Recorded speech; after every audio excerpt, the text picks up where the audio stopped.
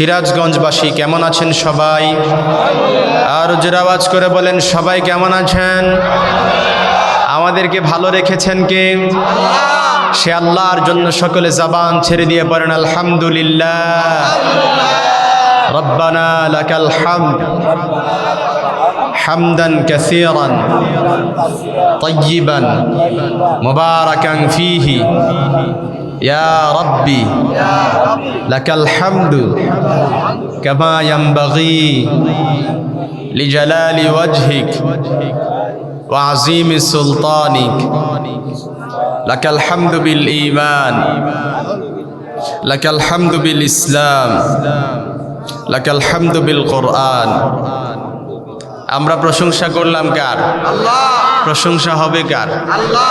আরো জোরে আওয়াজ করে বলেন খাওয়ার সময়, পড়ার সময়, ঘুমানোর সময়, মারামারি করার সময়, এগুলো আছে আপনাদের সিরাজগঞ্জে? ভালো আছে, মাশাআল্লাহ, আল্লাহ কবুল করুক। আমরা ভালো কাজে সব সময় এক সত্তার প্রশংসা করি। চিল্লায় বলতে হবে তিনি কে?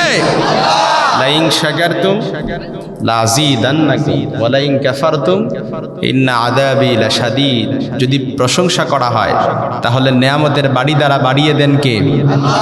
আর যদি প্রশংসা না করেন, খালি অভিযোগ করেন, আল্লাহ এটা পাইলাম না, ওইটা পারলাম না, এটা করতে পারলাম না, ওইটা করতে পারলাম না, খালি যদি অভিযোগ করা হয় তাহলে আল্লাহ তাআলা ওর অভিযোগের ভেতরে ডাবায়া রাখে, ঠিক না? আর যে সে অল্প পেয়ে, অল্প খেয়ে, অল্পতেই সন্তুষ্ট থাকে, ওরে আল্লাহ তাআলা নেয়ামতের বাড়ি দ্বারা বাড়িয়ে দেন। সুবহানাল্লাহ বলবেন না?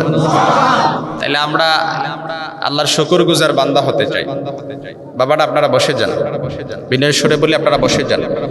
মাহফিল যদি সুশৃঙ্খল না হয় আমি কথা বলতে পারি না, এদিক সেদিক কেউ ঘোরাফেরা করতে পারবেন না, একদম বসে যান। আমরা সব সময় আল্লাহর শুকরগুজার বান্দা হতে চাই। ভাই কেমন আছেন? আলহামদুলিল্লাহ ভালো আছি। শুনলাম আপনি নাকি অসুস্থ? না আলহামদুলিল্লাহ ভালো আছি। শুনলাম আপনার মেয়েটা নাকি অসুস্থ? না আলহামদুলিল্লাহ হুজুর ভালো আছে। শুনলাম এবছর নাকি আপনার ফসল ভালো হয়ে যায় নাই? না আলহামদুলিল্লাহ হুজুর অনেক ভালো গেছে। তার মানে সুখে দুঃখে কষ্টে আনন্দে সচ্ছল অসচ্ছল সর্বাবস্থায় আমরা কি বলবো? আরো জোরে বলেন কি বলবো? বলে ভাই আপনি নাকি অসুস্থ? বলে বইলেন না, বহুদিন যাবৎ কোমর মাজায় ব্যথা, ভালো করে সিজদাও দিতে পারি না, মসজিদে যাইতে পারি না ভালো করে, একটু অসুস্থ তো এই জন্য মসজিদেও যেতে পারি না। বলে শুনলাম আপনি নাকি অসুস্থ? বললেন না, পায়ে একটু ব্যথা করে তো মসজিদে গিয়ে সিজদাও দিতে পারি না, রুকুও করতে পারি না। এরকম অভিযোগকারী বান্দা আছে নাকি সিরাজগঞ্জে? কথা বলেন আছে? আছে? নো, এগুলো করা যাবে না। সর্বাবস্থায় কি বলবেন? আলহামদুলিল্লাহ, আলহামদুলিল্লাহ বলবো আমরা। কারণ যে খালি অভিযোগ করে ওরে আল্লাহ কি করে? অভিযোগের ভেতরে ডাবায় রাখে। কারণ বনি আদমের সন্তানদের চাওয়া পাওয়ার কোনো কিছু শেষ নাই। আপনি আছে যত, আপনার চাই তত বেশি, আছে যত বেশি চাই তত বেশি। যার 1 টাকা থাকে কয় টাকা যায়? 2 টাকা যায়। 2 টাকা থাকলে 5 টাকা, 5 টাকা থাকলে 10 টাকা। বলে ভাই সারা জীবন তো বহু অনেক কিছু করছেন, এবার একটু নামাজ ধরেন। বলে হুজুর চাকরি আর কয়েক বছর আছে, চাকরি থেকে রিটায়ার্ড আসলে এরপরে সব কিছু বাদ দিয়ে একেবারে 5 ওয়াক্ত নামাজি হয়ে যাব। বলে ভাই অনেক তো টাকা ইনকাম করলেন, গাছেরটাও কুড়াইছেন, তলারটাও কুড়াইছেন, হালাল হারাম তো ভেদাভেদ করেন নাই, সব কিছু তো পকেটে ঢোকাইছেন, এবার একটু নামাজ পড়েন। বলে হুজুর 5 তলা বাড়ির কাজটা ধরছি, 2 তলা কমপ্লিট হয়েছে, আর 3 তলা কমপ্লিট হয়ে গেলে একেবারে নামাজি হয়ে যাব। ঠিক কিনা বলেন? আর যুবক ভাইদেরকে বলা হয় বহু তো গার্লফ্রেন্ডের পেছনে দৌড়াইছো, এবার একটু নামাজ পড়ো না। বলে হুজুর একটা মেয়েরে পটাইছি, আর 2-3টা যদি হয়ে যায় তারপরে একেবারে নামাজি হয়ে যাব। তবে সিরাজগঞ্জে এরকম যুবক নাই। সিরাজগঞ্জ পর্যন্ত চলে আসছে, সিরাজগঞ্জেও আছে। নো, গার্লফ্রেন্ড বয়ফ্রেন্ডের সম্পর্ক ইসলামে নাই। ইসলাম বলে বিয়ে করে ফেলো, কবুল বলো 2 জন, রাজি। যদি রাজি হয়ে যায় মেয়েরে ধৈরায় না কবুল বলায় ফেলো, সাক্ষী রাখো, বাপ মা রাখো, তাহলে কি হয়ে যাবে?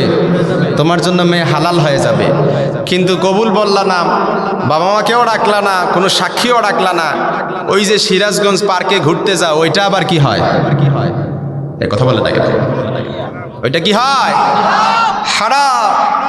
এজন্য গার্লফ্রেন্ড বয়ফ্রেন্ডের সম্পর্ক ইসলামে, কথা বলেন, ইসলামে আছে নাকি? বিবাহ বহির্ভূত সব সম্পর্ককে হারাম করে দিয়েছেন কে? আরো জোরে বলেন কে? রাসূলুল্লাহ বলেছেন, আন-নিকাহু মিন সুন্নতি ফামান রাগিবা আন সুন্নতি ফালাইসা মিন্নি। বিয়ে করা আমি নবীর সুন্নাত, যে বিয়ে করে না, পার্কে ঘুরতে যায়, আমার উম্মতি হতে পারে না। ঠিক, আরো আসতে বলেন। ঠিক বললেও ঠিক, না বললেও কি? কথা বলেন, ঠিক বললেও ঠিক, না বললেও কোনো ঝামেলা আছে নাকি? রাসূলুল্লাহর কথার মধ্যে কোনো মিথ্যা আছে নাকি? আল্লাহর কথার মধ্যে কোনো মিথ্যা আছে? কোনো ডাউট, কোনো ইনস্ট্যান্সেন্সি আজ পর্যন্ত কেউ প্রমাণ দিতে পেরেছে? No doubt, no suspicion and it and a guidance to those who are মুত্তাকিন। আল্লাহু আকবার বলবেন না? ভুল তো দূরের কথা, আল্লাহ পাকের কথার মধ্যে আজ পর্যন্ত কেউ সন্দেহ করতে পারে? এজন্য আমার ভাইয়েরা, আজ থেকে সবাই আমরা হালালে ঢুকে যেতে চাই। কোথায় ঢুকতে চান? জোরে বলেন। আপনারা এখনো সুশৃঙ্খল হতে পারেন না, উঠা বসা করতেছে, এদিক দিয়ে ঘোরাফেরা করতেছে। ভাই, আমি শুরুতে এগুলো বিনয়ের সাথে বলেছি, না এগুলো করা যাবে না। সব কিছু এখন অফ। 1 মাস 2 মাস 3 মাস যাবত তো বহু কষ্ট করেছেন। এই জনের দুয়ারে গেছেন, ওই জনের দুয়ারে গেছেন, এই জনের কাছে পরামর্শ নিছেন, ওই জনের কাছে পরামর্শ নিছেন, বহু করছেন, আলহামদুলিল্লাহ। এখন সব কিছু বাবা বসে যান, টাকা পয়সা সব গইনেন, সব নিয়ে যায়েন, তারপরে বসেন। এদিক দিয়ে এই ছোট বাবাদেরকে উঠায় দেন, ওরা ঘুমাতে পারবে না, এখানে ডিস্টার্ব হবে, ওরা দুষ্টামি করবে। যদি ঘুমে ধরে যায়, বাবা বাসায় চলে যাবা, কিন্তু এখানে ঘুমানো যাবে না, এটা ঘুমানোর জায়গা না, এখানে কোরআন থেকে আলোচনা শুনি। যদি ঘুমান প্রয়োজন হয় ঘুমানো, তাহলে বাসায় চলে যাবা। আল্লাহ কবুল করুক, পরে না আমিন। জামতৈল দক্ষিণ পাড়া যুবকদের উদ্যোগে মসজিদের উন্নয়ন কল্পে 32তম বিরাট ইসলামী জলসা। আমার বয়সও 32 বছর হয় নাই, তাগরা নওজোয়ান আমি। আমার বয়স কত মনে হবে আপনাদের কাছে?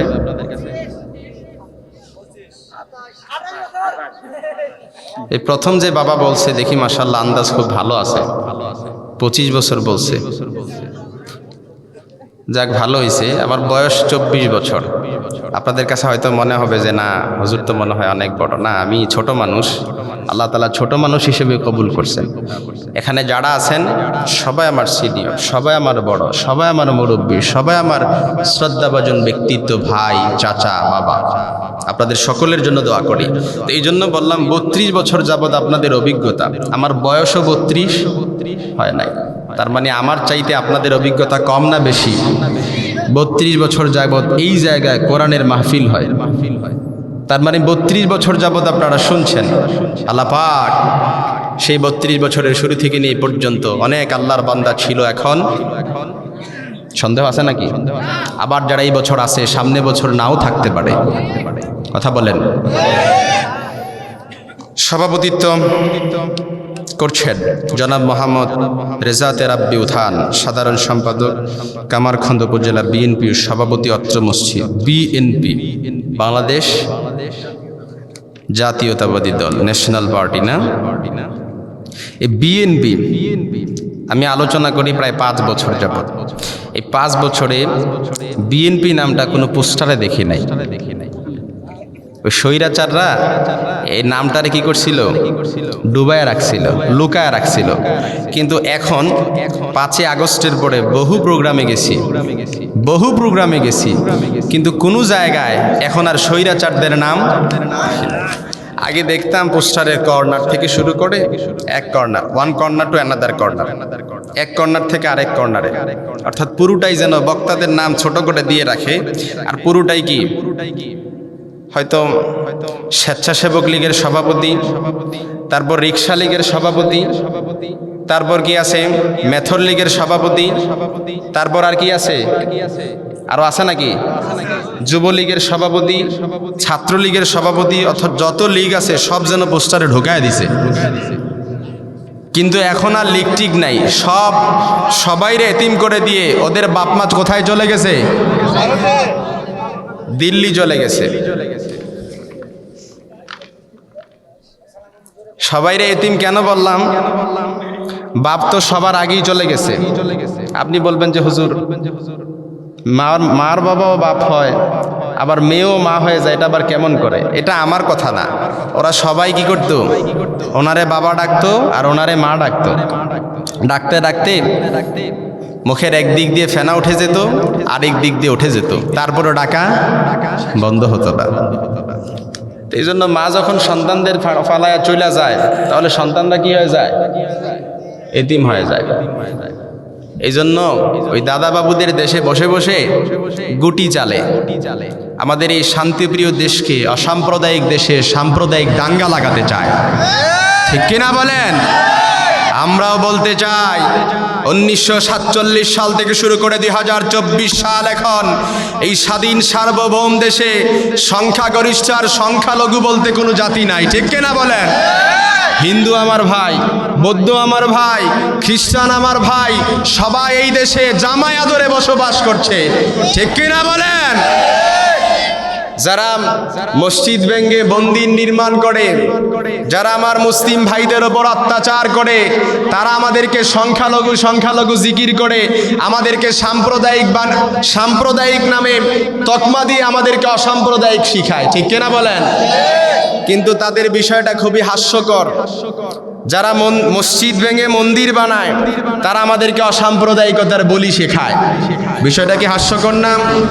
যারা মুসলিমদের ওপর একের পর এক অত্যাচারের স্ট্রিম রোলার চালায়, তারা আমাদেরকে অসাম্প্রদায়িকতার বলি শিখায়।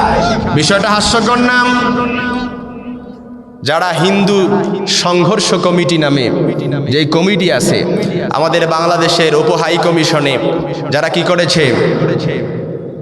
আঘাত এনেছে, নির্যাতন চালিয়েছে। উপ হাই কমিশনে যারা চাকরিরত ছিল তাদের ওপরও আঘাত করেছে। তারা আমাদেরকে অসাম্প্রদায়িকতার বলি শিখায়। আচ্ছা, আপনাদের কাছে দিস ইজ দ্য কোশ্চেন নাও, আমি প্রশ্ন রাখতে চাই, বাংলাদেশের কোথাও কি এই পর্যন্ত কোনো সংগঠন, কোনো কমিটির নাম দেখছেন যে বাংলাদেশ মুসলিম সংঘর্ষ কমিটি? দেখছেন নাকি? কিন্তু ওই মমতা ব্যানার্জির রাজ্যের লোকেরা কতটা মূর্খ! ওই মমতা ব্যানার্জি বলে যে বাংলাদেশে জাতিসংঘ থেকে শান্তি রক্ষা বাহিনী পাঠানো দরকার।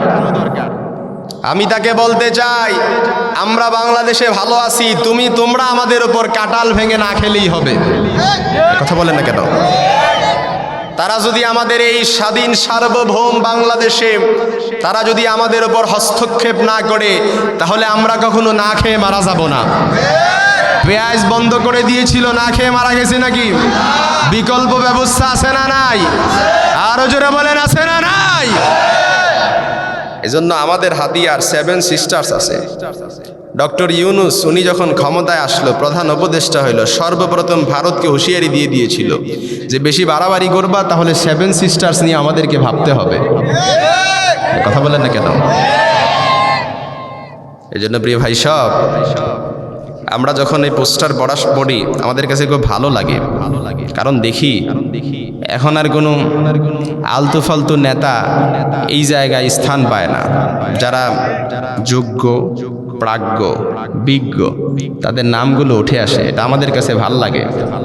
আমাদের আগে যখন কিছু নেতারা বক্তৃতা দেয়, এই নেতাদের বক্তৃতা শুনলে মনে হয় আমার চাইতে বেশি স্টাডি করে, পড়াশোনা করে। ভুল বললাম নাকি? এটাই বাস্তবতা, এটাই সত্যি। কিন্তু গত 16-17 বছরে কিছু নেতারা আমাদের আগে কথা বলতো যেন মনে হতো যে কোনো রকম কোনো একটা বক্তৃতা শিখে এসে তারপর মাইকটা ধরে তোতাবাকির মতো মুখস্থ বলতেছে। আল্লাহ পাক সকলকে সহি সমাজ দান করুক, পড়েন আমিন। সহসভাপতির আসন অলঙ্কিত করেছেন জনাব মোহাম্মদ চান মিয়া সুবিধা। আসছেন উনি? মাশাআল্লাহ, আল্লাহ কবুল করুক আপনাকে। প্রধান অতিথি জনাব মোহাম্মদ বদিউজ্জামান ফেরদৌস, সভাপতি কামারখন্দ উপজেলা বিএনপি। আল্লাহ ভাইকেও কবুল করুক। আসছেন উনি? চলে গেছে, আল্লাহ কবুল করুক, পরে আমিন। বিশেষ অতিথিবৃন্দ জনাব মোহাম্মদ আব্দুল্লাল কায়েস। বিশেষ অতিথিবৃন্দ নেই, শুধু বিশেষ অতিথি আছে একজন, তো বৃন্দ দিয়ে দিছে, ভুল হয়ে গেছে, মিসআন্ডারস্ট্যান্ডিং। যাই হোক, আহ্বায়ক সিরাজগঞ্জ জেলা স্বেচ্ছাসেবক দল। প্রধান বক্তা আমাকে রেখেছেন, আল্লাহর শুকরিয়া। আমার পূর্বে কথা বলেছেন অত্যন্ত প্রাঞ্জল ভাষায়, মনোমুগ্ধকর। আশা করি ওনার কথা থেকে আপনারা উপকৃত হয়েছেন। মুফতি মাওলানা মোহাম্মদ আব্দুল আলিম সিরাজি, বেলকুচি তো সিরাজগঞ্জে না? হ্যাঁ। এর পূর্বে কথা বলেছেন হজরত মাওলানা মোহাম্মদ ইকরামুল হক সাহেব, পেশ ইমাম, আপনাদের মসজিদের সম্মানিত ইমাম সাহেব। তো হুজুরের নামটা সবার নিচে তৃতীয় বক্তা দিলেন কেন? হুজুরের চাইতে আমরা বেশি জানি নাকি? না, এটা অনেকে ভুল করে ফেলে। ওই মসজিদের ইমাম সাহেবদের নাম সবার নিচে দেয় যে হুজুর আলোচনা করবে কখন? যে হুজুর আলোচনা করবে আসরের পর। আসরের পর সময়টা তো একটু খাবার দেওয়া লাগবে, ও আসরের পর হুজুর আলোচনা করলে চলবে কেন? হুজুর যেটা বলবে আমি কি আর বাহির থেকে বলবো নাকি? আমি যেটা বলবো হুজুর কি আর বাহির থেকে বলবে নাকি? এই জন্য মসজিদের ইমাম সাহেবদেরকে যথাযথ সম্মান আপনাদের সিরাজগঞ্জে দেয়া হলেও অনেক জায়গায় দেয়া হয় না। এ কথা বলেন না কেন? এজন্য মসজিদের ইমাম সাহেবদের সম্মান নিচে নয়, কোথায় থাকবে? সামনে বছর থেকে এই ভুলটা আপনারা করবেন। এই সভাপতি দিচ্ছেন যারে, আলহামদুলিল্লাহ। দরকার হলে কি লিখবেন? সভাপতি মণ্ডলী। ইমাম সাহেবের নাম সভাপতির জায়গায় থাকবে, তারপরে নিচে থাকবে যাকে সভাপতি ভাবছেন যে করবেন তার নামটা নিচে থাকবে। কারণ ইমামের সম্মান ওই সভাপতির চাইতে বেশি না কম? কথা বলেন, বেশি না কম? তাহলে ইমাম সাহেবের নাম কোথায় থাকবে? সবার উপর। ইমাম সাহেব হুজুর কখন আলোচনা করবে? আসরের পর না মাগরিবের পর? না, ইমাম সাহেব হুজুর আলোচনা করবে ওই যখন সবাই আসে, মোক্ষম সময়। সবাই আপনারা আমার জন্য বসে আছেন না, আমার পূর্বে হুজুরে দিবেন, কিংবা আমার পরে হুজুর আলোচনা করবেন। কারণ হুজুর যেটা বলবেন আমি একই কিতাব থেকে বলবো, আমি যেই কিতাব থেকে বলবো হুজুরে একই কিতাব থেকে। হুজুর 5 ওয়াক্ত সালাতে যে কোরআনে কারীম থেকে তেলাওয়াত করে, আমি যদি সালাতে দাঁড়াই আমি কি অন্য কিতাব থেকে বানায় নিয়ে আসবো নাকি? এই ক্ষমতা আমার আছে? আমার বাপদাদার আছে? আমার 14 পুরুষের আছে? কথা বলেন, আছে? তাহলে সম্ভব না। তাহলে ইমামের সম্মান নিচে না উপরে? আগে না পড়ে? সবসময় মনে রাখবেন। আল্লাহ কবুল করুক, পড়ে না আমিন। আবার বিভিন্ন জায়গায় দেখা যায় ইমামদের হুজুরে বক্তারে নিয়ে আসে 30,000, 50,000, 40,000, 80,000 পর্যন্ত দেয়। কিন্তু অনেক জায়গায় আফসোস আর পরিতাপের বিষয় হচ্ছে, আপনাদের এই সিরাজগঞ্জে নাও থাকতে পারে, কিন্তু অনেক জায়গায় দেখা যায় ইমামের সম্মানী, মাসিক সম্মানী 3 মাস 4 মাস পর্যন্ত বাকি থেকে যায়। ইমাম সাহেব হুজুর যখন বেতন খুঁজতে যায়, কত টাকা করেন হুজুর, এত টাকা কই রাখবেন? কথা বলে কি বলে না? আহা নাফরমান, ইমাম টাকা খুঁজতে তোমার কাছে এটা একটু দৃষ্টিকটু হয়ে যায়, তোমার কাছে দোষের হয়ে যায়। কিন্তু তোমার 1 মাসের বেতন যদি বকেয়া থেকে যায়, দেখা যায় তোমার পরিবারেও পর্যন্ত হিমশিম খেতে হয়।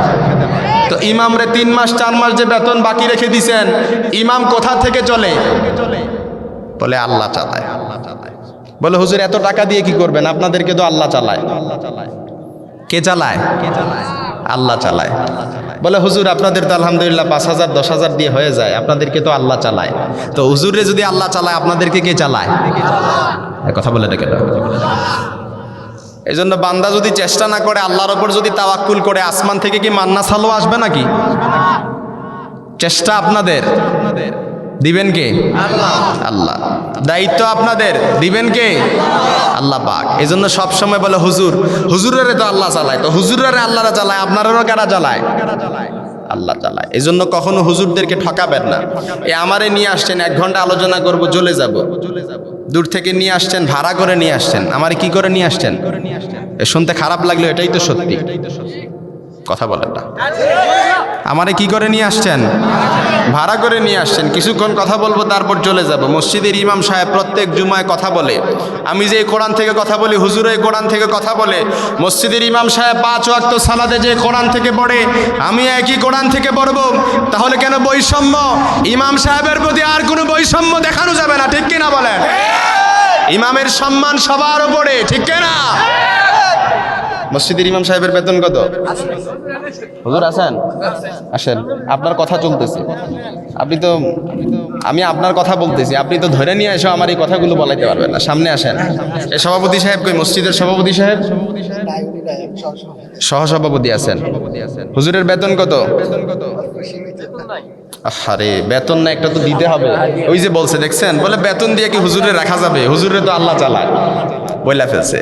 ভাবছে যে হুজুরের কাছে হয়তো কথা বলে পার পেয়ে যাবে। ওই হুজুর না যে আমারে প্যাচ দিয়ে তারপর ধইরা রেখে কথা বলে পার পেয়ে যাবেন। হুজুরের বেতন কত? আর সাহস করে বইলা ফেলেন। হাদিয়াটাই তো বলতে বলছি, বলেন। বলবে যে হুজুর হাদিয়া জিনিস বলা ভালো না। কে বলছে বলা ভালো না? 5,000 টাকা হুজুরের বেতন আপনাদের মসজিদের উন্নয়ন কল্পে। এটা মসজিদ না? আমি এই জায়গায় আবদার রেখে যেতে চাই। এটা কি মাস? আপনারা বললে রাখবো, তা না হলে রাখবো না। যে হুজুর কি বলে না বলে আবদার তো রাখতে পারবো না, বললে রাখবো। এটা কি মাস? ডিসেম্বর মাস। জানুয়ারি থেকে হুজুরের বেতন বাড়াবেন। কত বাড়াবেন বলেন?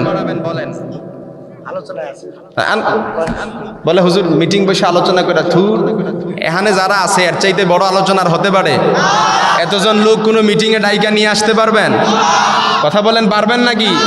এই জায়গায় আলোচনা করেন, যা হবার পরে হবে। দাওয়াত দেন আর না দেন। ওই কুমিল্লা থেকে সিরাজগঞ্জ আইসা ওয়াজ করতে হবে, জার্নি খুব বেশি ক্লান্ত হয়ে গেছে।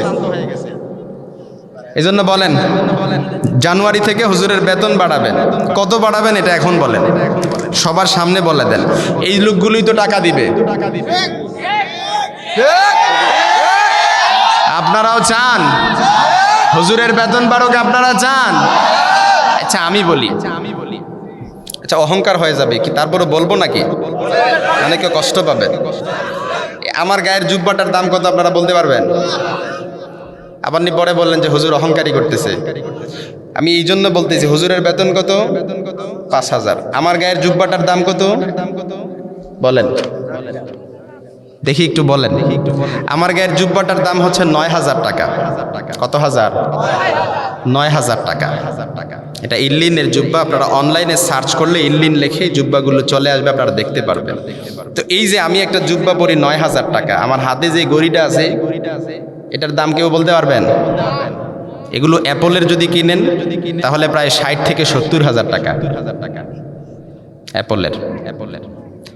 তারপর এতটুকুই বললাম, বাকি আর বলি না। যাই হোক, বেশি হয়ে যাচ্ছে, পরে আবার বলবেন যে হুজুর অহংকার করতেছে। আল্লাহ মাফ করুক, মা আদল। এই তাইলে হুজুরের বেতন কত দিচ্ছেন? 5,000। হুজুর কি হুজুরের ফ্যামিলি নিয়ে 5,000 দিয়ে চলতে পারে? বলেন। হুজুরের প্রতি জুলুম হয়ে যাচ্ছে না? কথা বলেন, জুলুম হয়ে যাচ্ছে না? এবার আপনাদের উপর ছেড়ে দিলাম। হুজুর কি 5,000 টাকা দিয়ে জুব্বা বানাবে না হুজুরের ফ্যামিলি চালাবে? তাহলে হুজুরের বেতন জানুয়ারি থেকে বাড়বে। কত বাড়বে আপনারা বলেন? এই তো 10,000 বলে দিচ্ছেন। ওই আপনার বাসায় গিয়ে যখন বলবে যে 150 টাকা তো বাকি আছে, 3 মাস ধরে দিচ্ছ না, 1 বছর ধরে দিচ্ছ না, বলে দিব সন্ধ্যাবেলা আইসো তারপরে দিব। ওই যে 10,000 বলতেছে যারা, ওই তো 10 মাসের বেতন বাকি আছে ইমাম সাহেবের। কথা কি ভুল বললাম নাকি? এই জন্য সাবধান। বাবাজি বসেন, উঠবেন না, সাবধান, কেউ উঠবেন না। বাবা বসেন। বলেন, এবার বলেন। হুজুরের বেতন জানুয়ারি থেকে 2,000 টাকা বাড়ায় দেবেন। আমি আবদার রেখে গেছি, সবার কাছে রেখে গেছি। আপনারা সভাপতির সাথে কথা বলে তারপর বেতনটা বাড়ায় দিবেন, কারণ যেন জুলুম না হয়। বাবা কিছু বলবেন আপনি? পরামর্শ করে এর চাইতে বেশি এলাকার সবাই আছে। কমিটি পক্ষ যদি একজন দেয় তাহলে যে দিবে, আমি আবদার রেখে গেছি ইমাম সাহেবের বেতনটা বাড়ায় দিবেন, জুলুম যেন না হয়। বসেন, বসেন। আমি কোত্থেকে আলোচনা করতেছি, আপনি এসে আলোচনা করেন। আমি কোত্থেকে আলোচনা করতেছি বলেন? হ্যাঁ, আপনাদের হুজুরের মানে বেতন সম্বন্ধে কথা বলতেছে না, এরা হুজুর আমাদেরই সন্তান, আমাদের এই মহল্লার চাহিদা নাই। আর চাহিদা আমরা যা দেবো তাই। আর বাপে করছে, আপনি খাবার খান 3 বেলা, হুজুর কি 2 বেলা খায় নাকি? চাহিদা নাই যে বললেন। হুজুর যে আপনি কয় টাকা বেতন, এগুলো বললেন না। আবদার রেখে গেছি জানুয়ারি থেকে হুজুরের বেতনটা বাড়ায় দিবেন। আল্লাহ আপনাদেরকে সহি সমাজ দান করুক, করে না আমিন। আর কথা না বাড়ি আমরা মূল আলোচনায় ঢুকে যাই। আমরা আজকে কথা শুনবো সূরাতুল হুজুরাত থেকে। কোন সূরা থেকে? সূরাতুল হুজুরাত, কোরআনুল কারীমের 49তম সূরা। কত নাম্বার? আমি আপনাদেরকে কোশ্চেন করি, আপনারা আবার উত্তর দিবেন, রিপিট। শ্রোতাদের অ্যাটাচমেন্ট দেখব। সূরাতুল হুজুরাত, কোরআনুল। এই কথা বলেন কেন? একটা শব্দ করা যাবে না। কথা বলে কে? এটা কুমিল্লার বক্তা এম মাজহারুল ইসলাম, এটা সিরাজগঞ্জের কোনো বক্তা ধৈরাই নেন বসাই দিয়েছেন না। একদম keep silent, keep quiet please. সূরাতুল হুজুরাত কোরআনুল কারীমের 49তম সূরা। এই সূরাতে আল্লাহ তাআলা আমাদেরকে সামাজিক রীতিনীতি শিক্ষা দিয়েছেন, সোশ্যাল নর্ম শিখিয়েছেন। আমরা যখন অসুস্থ হই কোথায় যাই? ডাক্তারের কাছে যাই। ডাক্তার যখন প্রেসক্রিপশন লিখে দেয়, প্রেসক্রাইবড অনুযায়ী আমরা সেবন করি। কি জন্যে? রোগ ভালো হওয়ার জন্য। সমাজ যখন অসুস্থ হয়ে যাবে, সমাজ যখন ভঙ্গুর দশা হয়ে যাবে, এই সমাজকে কিভাবে সুস্থ করবেন, এই সমাজকে কিভাবে সুশৃঙ্খল করবেন, শান্তিপূর্ণ করবেন, ভালোবাসায় অক্ষুণ্ণ রাখবেন, এজন্য আল্লাহ তাআলা কোরআনুল কারীমে কিছু প্রেসক্রাইব করে দিয়েছেন। এই সূরাতুল হুজুরাতের মধ্যে আল্লাহ তাআলা কিছু নির্দেশনা দিয়েছেন সমাজকে সুন্দর করার জন্য। আমাদের সমাজে শান্তি নাই, বিশৃঙ্খলা, হত্যা, রাহাজানি, জিজ্ঞাসা, মারামারি, এগুলো সিরাজগঞ্জে এই জায়গায় নাও থাকতে পারে, কিন্তু বাংলাদেশের বহু জায়গায় এরকম আছে না নাই? কথা বলেন, আছে না নাই? এই জন্য সমাজকে শান্তিপূর্ণ করার জন্য প্রেসক্রিপশন কোথা থেকে নেবেন বলেন? সূরাতুল হুজুরাত। আমার সাথে বলেন, সূরাতুল হুজুরাত। কোরআনুল কারীমের কত নাম্বার সূরা? 49 নাম্বার সূরা। আয়াত আছে কয়টা? 18টা আয়াত আছে। এই আয়াতে আল্লাহ তাআলা আমাদের সামাজিক রীতিনীতি শিক্ষা দিলেন। হুজুরাত মানে মসজিদের ইমাম সাহেবের কামরা আছে না? হুজুরাত শব্দের অর্থ হচ্ছে কামরা। হুজুরাত শব্দের কি অর্থ? কি? কামরা। হুজুরাত শব্দটা হুজরা শব্দের প্লোরাল, যার অর্থ কি? কামরা। আল্লাহর হাবিব সাল্লাল্লাহু আলাইহি সাল্লামের স্ত্রীদের কামরা ছিল। এট এ টাইমে 9টা স্ত্রীর 9টা কামরা ছিল, যেখানে 9 জন স্ত্রীরা একসাথে পৃথক পৃথকভাবে বসবাস করতেন। সুবহানাল্লাহ বলবেন না? কিন্তু কিছু বেদুইন লোকজনরা এসে আল্লাহর হাবিব সাল্লাল্লাহু আলাইহি সাল্লামকে কিভাবে ডাকাডাকি করবে তারা এটা জানতো না। ফলে আমরা আমাদেরকে যেভাবে ডাকাডাকি করি, তারাও আল্লাহর হাবিব সাল্লাল্লাহু আলাইহি সাল্লামকে এইভাবে ডাকাডাকি করত। আপনার নাম কি? মোহাম্মদ চান। চান মিয়া। আচ্ছা, চান মিয়া ভাইয়ের বন্ধু যদি এসে ডাক দেয় কি বলবে? ঘর থেকে যদি বাসা বাহির থেকে ডাক দেয় কি বলবে? এই চান মিয়া, ঘর থেকে বের হও। আপনার নাম কি? জুয়েল রানা ভাই। জুয়েল রানা ভাইকে যদি কেউ ডাক দেয় জুয়েল রানা বলবে? বন্ধু যদি ডাক দেয় এসে কি বলবে? এই জুয়েল, এভাবে ডাক দিবে। কিন্তু আল্লাহর হাবিব সাল্লাল্লাহু আলাইহি সাল্লামকে কি এই মুহাম্মদ এভাবে ডাকা যাবে? কথা বলেন, এভাবে ডাকা যাবে?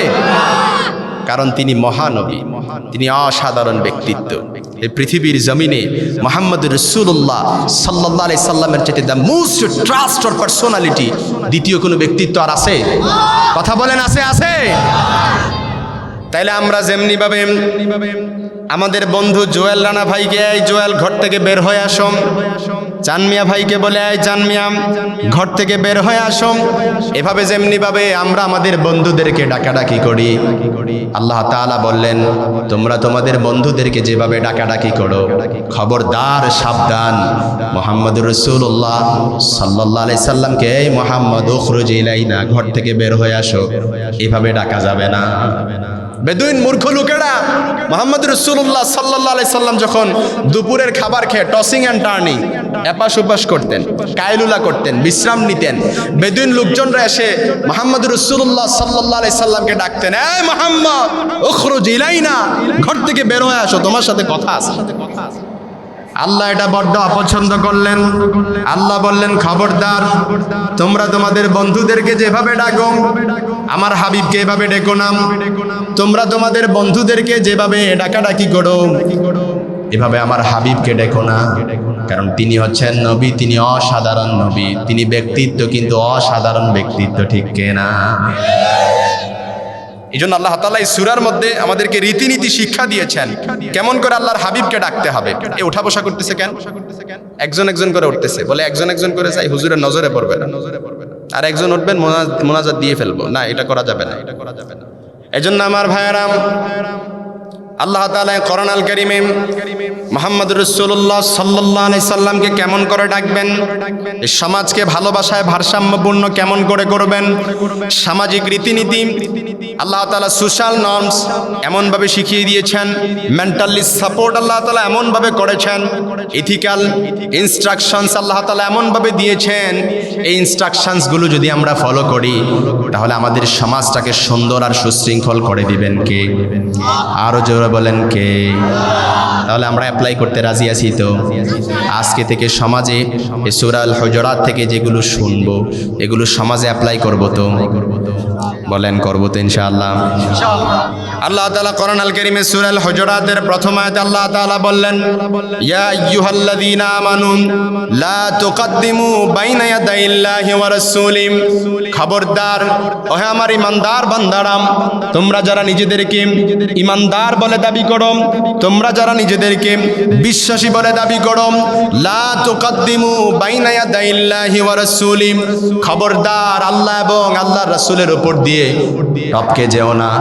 আল্লাহ এবং তার রাসূল যেটা বলেছেন এটাই ফাইনাল, এর উপরে দ্বিতীয় কোনো আর কথা থাকতে পারে? কথা বলেন, পারে নাকি?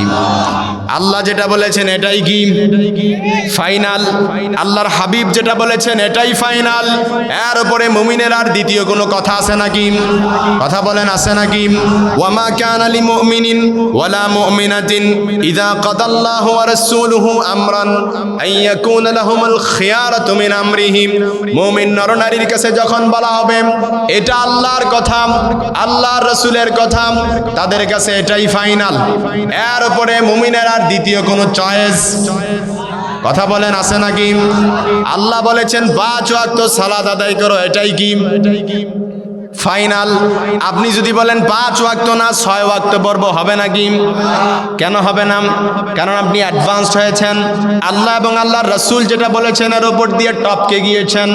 আল্লাহ বলেছেন লা তুকদ্দিমু বাইনা ইয়াদাইল্লাহি ওয়া রাসূলি, আল্লাহ এবং আল্লাহর রাসূলের উপর দিয়ে টপকে যেও না।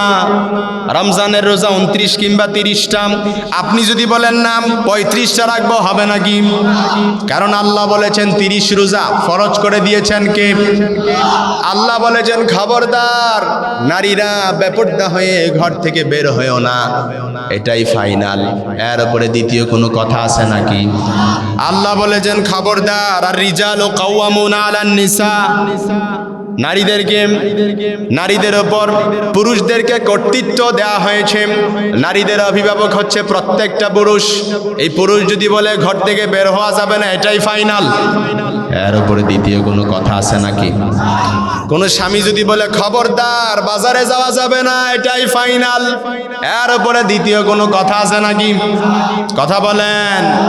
এজন্য আল্লাহ বলেছেন ও নারীরা ঘর থেকে বের হয়েও না বেপরদা অবস্থায়, এটাই ফাইনাল, এর উপরে দ্বিতীয় কোনো কথা। আল্লাহ বলেছেন যারা সম্পদশালী হয়েছ বছরান্তে 2.5% যাকাত দিবা, এটাই ফাইনাল। আপনি যদি বলেন যাকাত দিলে সম্পদ কমে যাব, তাহলে আপনি সম্পদ কমানোর ভয়ে যাকাত দিলেন না, কিন্তু আপনি আপনার সম্পদকে হারাম করে নিলেন, ঠিক না?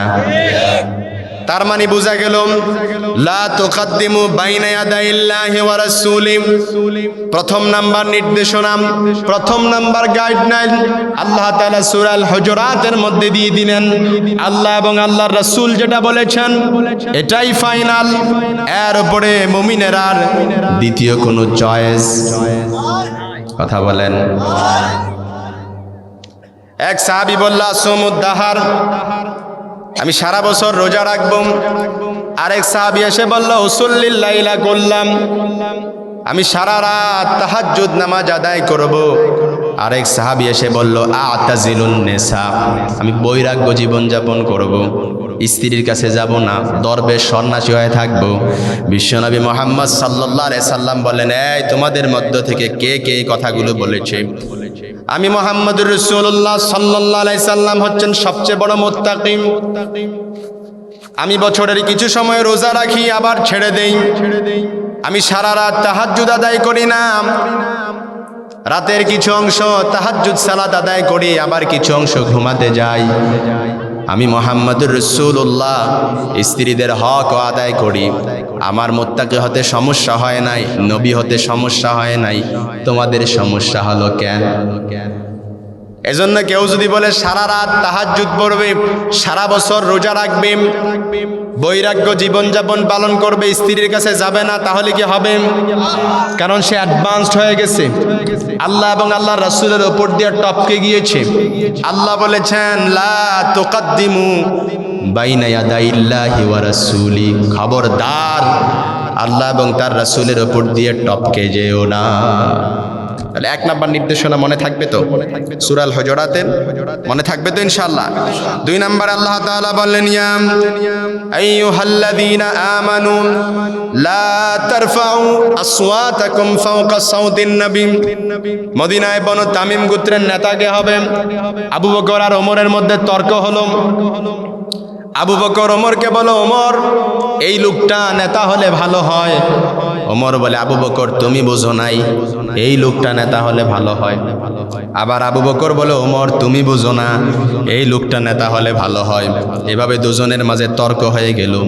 কথার পিঠে কথা, কথার নাম কি? লতা। কথা বলতে বলতে এমন ভাবে তর্ক লাগলো, আল্লাহর হাবিবের কণ্ঠের চাইতে তাদের কণ্ঠস্বর উঁচু হয়ে গেল। আল্লাহ বললেন খবরদার লা তারফাউ আসওয়াতাকুম ফাওকা সাউতিন নবী। আল্লাহ তাআলা আরশ থেকে না বরদাস্ত করে নাই, সাথে সাথে আল্লাহ আয়াত নাজিল করলেন খবরদার নবীর কণ্ঠের চাইতে তোমাদের কণ্ঠের আওয়াজ যেন উঁচু না হয়ে যায়। আল্লাহু আকবার বলবেন না? লা তারফাউ আসওয়াতাকুম ফাওকা সাউতিন নবী, নবীর কণ্ঠস্বরের চাইতে তোমাদের কণ্ঠের আওয়াজ যেন উঁচু না হয়ে যায়। মদিনায় যারা হজ কিংবা উমরা করতে গেছেন, আপনারা অনেকেই দেখেছেন আল্লাহর হাবিবের রওজা মুবারকের উপর দিয়ে লেখা লা তারফাউ আসওয়াতাকুম ফাওকা সাউতিন নবী, নবীর কণ্ঠস্বরের চাইতে তোমাদের কণ্ঠের আওয়াজ যেন উঁচু না হয়ে যায়। আল্লাহর হাবিবদের 1000 বছর আগে ইন্তেকাল করেছেন, কিন্তু এখনো পর্যন্ত আল্লাহর হাবিবের রওজার সামনে এখনো এই আয়াত বলবৎ আছে যে লা তারফাউ আসওয়াতাকুম ফাওকা সাউতিন নবী, নবীর কণ্ঠস্বরের চাইতে তোমাদের কণ্ঠের আওয়াজ যেন উঁচু না হয়ে যায়। এর কারণ কি? কারণ আপনি যখন মদিনায় যাবেন, আল্লাহর হাবিবের রওজা জিয়ারত করার জন্য যখন রওনা হবেন, বাম দিকে পড়বে জান্নাতুল বাকি। আপনি যখন হাঁটতে হাঁটতে আল্লাহর হাবিবের রওজা মুবারকের সামনে যাবেন, আপনার গিয়ে সেখানে মনে হবে এতদিন যে নবীর হাদিস চর্চা করলাম, এতদিন যে নবীর ভালোবাসা হৃদয়ে ধারণ করলাম, এতদিন যে নবীর কথা শুনলে আসলাম, এই নবী নাকি এখানে শুয়ে আছে। এটা যখন কল্পনা হবে, কোনো মুমিন বান্দার স্থির থাকতে পারে? কথা বলেন, পারে নাকি? চিৎকার দিয়ে ডাক দিতে ইচ্ছা করে, ইয়া নবী আল্লাহ, ইয়া রাসূল আল্লাহ, কলিজাটা খান খান হয়ে যায়, ঠিক কিনা বলেন? কিন্তু আল্লাহ বললেন নো, এখানে চিৎকার করে চেঁচামেচি করে কথা বলা যাবে না, এখানে চিৎকার করে নবীকে ডাক দেওয়া যাবে না, কারণ এটা নবীর দরবার। লা তারফাউ আসওয়াতাকুম ফাওকা সাউতিন নবী, এটা নবীর দরবার, এখানে চিৎকার করে চেঁচামেচি করে কথা বলা যায় না। এজন্য মুসলমান ইমানদার মনে রাখতে হবে, যেই জায়গায় কোরআনের আওয়াজ হয় এই জায়গায় চিৎকার করে চেঁচামেচি করে কথা বলা যায় না। কারণ যেখানে হাদিসের চর্চা করা হয়, এটা কি মোল্লার কথা বলে না, আল্লাহ এবং তার নবীজির কথা বলে। কথা বলেন। এজন্য আমি যখন কোরআন থেকে কথা বলি, এই কথাকে আমি মোল্লার না আল্লাহর? কথা বলেন। সারা তামাম পৃথিবীর মানুষ যদি এক হয়, এক মাঠের মধ্যে জড়ো হয়ে যায়, আর যদি বলে আল্লাহ তোমার কোরআনের আয়াতের অনুযায়ী আরেকটা আয়াত বানিয়ে নিয়ে আসবো, সম্ভব হবে নাকি? কথা বলেন, কেউ পারবে? কিয়ামত অবধি পর্যন্ত যদি সময় দিয়ে দেওয়া হয়, তারপরও আল্লাহর কোরআনের আয়াতের এক চুল পরিমাণও কেউ এদিক সেদিক করতে পারবে না। হিন্দুরা তাদের নিজেদের পছন্দ মতো তাদের বইকে চেঞ্জ করে ফেলেছে, খ্রিস্টানরা তাদের নিজেদের পছন্দ মতো বাইবেলে আগ দিয়ে চেঞ্জ করে ফেলেছে, কিন্তু কোরআন 1000 বছর আগে এসেছে, এখনো পর্যন্ত নয়, কিয়ামত অবধি পর্যন্ত কোরআন কোরআনই থেকে যাবে, ঠিক কিনা? আপনি যদি বলেন হুজুর আমি সুদ খাই, সুদের আয়াতটা বাদ দিয়ে দেন তো, পারা যাবে। আপনি যদি বলেন হুজুর আমি ঘুষ খাই, গাছেরটাও কোড়াই তলারটাও কোড়াই, ঘুষের আয়াতটা একটু বাদ দেওয়া যায় কিনা একটু দেখেন তো, সম্ভব হবে নাকি? আপনি যদি বলেন হুজুর মাঝে মাঝে আমার নজরে দোষ আছে, নারীদের দিকে না তাকালে আমার ঘুম হয় না, ওই বাসায় সুন্দরী বউ রেখে মাঝে মাঝে আবার আলু ভর্তা খেতে যাই, এটা না করলে আমার ভালো হয় না, এই আয়াতটা একটু চেঞ্জ করা যায় কিনা একটু দেখেন, সম্ভব হবে নাকি? আবার অনেকে বলবেন যে হুজুর আমি নামাজ পড়ি না, ওই নামাজ আমার ভাল লাগে না, নামাজ না পড়লেও আমার ঈমান ঠিক আছে, এরকম বলে কি বলে না? এই জন্য হুজুর আমি নামাজ না পড়লে কি হবে, আমার ঈমান ঠিক আছে, ওই যারা নামাজ পড়ে দেখেন তাদের ঈমান ঠিক নাই, এজন্য আমি নামাজ পড়ি না কিন্তু আমার ঈমান ঠিক আছে, এজন্য একটু দেখেন তো হুজুর এই নামাজের আয়াতটা একটু এদিক সেদিক করা যায় কি না, সম্ভব হবে নাকি? কথা বলেন হবে নাকি? এজন্য কিয়ামত অবধি পর্যন্ত কোরআন যে বিধান নিয়ে এসেছে এটা আজীবন থাকবে, জান্নাতুল ফেরদাউস পর্যন্ত চলে যাবে, তারপরে কোরআন তার নিজস্ব হুকুমে বলবৎ থাকবে, ঠিক কিনা? এজন্য আমার ভাইয়েরা আল্লাহ তাআলা কোরআনুল কারীমে বলেছেন ইয়া আইয়ুহাল্লাযীনা আমানু লা তারফাউ আসওয়াতাকুম ফাওকা সাউতিন নবী, খবরদার নবীজির কণ্ঠস্বরের চাইতে তোমাদের কণ্ঠের আওয়াজ উঁচু করো না। এই আয়াতের হুকুম দ্বারা আল্লাহ তাআলা আমাদেরকে এটা বুঝালেন নবীর কণ্ঠস্বরের চাইতে যেমনি ভাবে তোমাদের নিজেদের কণ্ঠের আওয়াজ উঁচু করা যায় না, যারা আব্বা মা আছে তাদের কণ্ঠের চাইতেও তোমাদের কণ্ঠের আওয়াজ যেন উঁচু না হয়ে যায়। বাবা বৃদ্ধ হয়ে যায়, এই এই ছেলে উঠছো কেন, এই ছেলে এই বসো, মিসআন্ডারস্ট্যান্ডিং হয়েছে। তার মানে কেউ যদি সংবাদ নিয়ে আসে সংবাদটারে কি করবেন, যাচাই করবেন। ফাতাবায়ানু ইয়ানি ফাতাসাব্বাহু আন সিহহাতিল খাবার, আগে যাচাই করেন খবরটা সত্যি কিনা, ভেরিফাই করেন, এটারে চেক করেন, ডাবল চেক করেন, তারপরে খবরটা কি করবেন, প্রচার করবেন। ফেসবুকে একটা নিউজ দেখলেন, বাম ডান দিকে শেয়ার পুট ডাউন করে দিলে শেয়ার হয়ে যাবে, সবার কাছে চলে যাবে, কিন্তু আগে দেখেন এই ফেসবুকে যে নিউজটা দেখলেন এটা অথেন্টিক কিনা, এটা সত্যি কিনা, নাকি গুজব নাকি রিউমার, এটা যাচাই করার দরকার আছে না নাই? তাহলে কেউ যদি এসে বলে ভাবির ওই জায়গায় দেখছি, আগে তারে ধরবেন যে ধরছো দেখছো যে আগে আমার নিয়ে আসলে খবরটা সত্যি কিনা। তাহলে এখন থেকে কোনো সংবাদ বিশ্বাস করা যাবে, আগে কি করবেন, কথা বলেন, যাচাই করবেন। ইয়ানি ফাতাসাব্বাহু আন সিহহাতিল খাবার, যাচাই করেন। এজন্য আল্লাহ তাআলা তিন নাম্বার আমাদেরকে নির্দেশনা দিলেন, ইন জাআকুম ফাসিকুম বিনাবাইন ফাতাবায়ানু, কোন ফাসিক যদি পাপাচার যদি তোমাদের কাছে কোনো সংবাদ নিয়ে আসে, এই সংবাদটাকে আগে যাচাই করো। সমাজের মধ্যে কিছু এমন কালফিট যাদেরকে বলা হয়, কিছু আবর্জনা আছে দেখবেন, এনের কথা ওইখানে যায় লাগায়, এনের সংবাদ ওইখানে যায় সংবাদ করে, আসলে এটা কি সত্যি? অনেক সময় তার কাজই হচ্ছে কি করা, এই কথা ওই জায়গায় লাগায় একটা গোলমাল পাকানো, কথা বলে না কেন? এরকম আছে না নাই? এই জন্য সংবাদ শুনলেই বিশ্বাস করা যাবে, আগে এটা কি করবেন, যাচাই করবেন। এবার আল্লাহ তাআলা 4 নাম্বার আমাদেরকে নির্দেশনা দিলেন, ইয়া আইয়ুহাল্লাযীনা আমানু লা ইয়াসখার কওমুম মিন কওম, ওহে আমার ঈমানদার বান্দারা, ওহে আমার বিশ্বাসী বান্দারা, তোমরা যারা নিজেদেরকে বিশ্বাসী বলে দাবি করো, লা ইয়াসখার কওমুম মিন কওম, খবরদার তোমাদের একে অপরকে যেন ঠাট্টা বিদ্রুপ না করে। নাকটা একটু বোচা, ওরে কি বলে, নাক বোচা। দেখতে একটু কালো, ওরে কি বলে, কালোর গড়ে কালো। দেখতে একটু কম দেখে অন্ধ আর কি, ওরে কি বলে, কানার ঘরে কানা। এরকম আছে না নাই?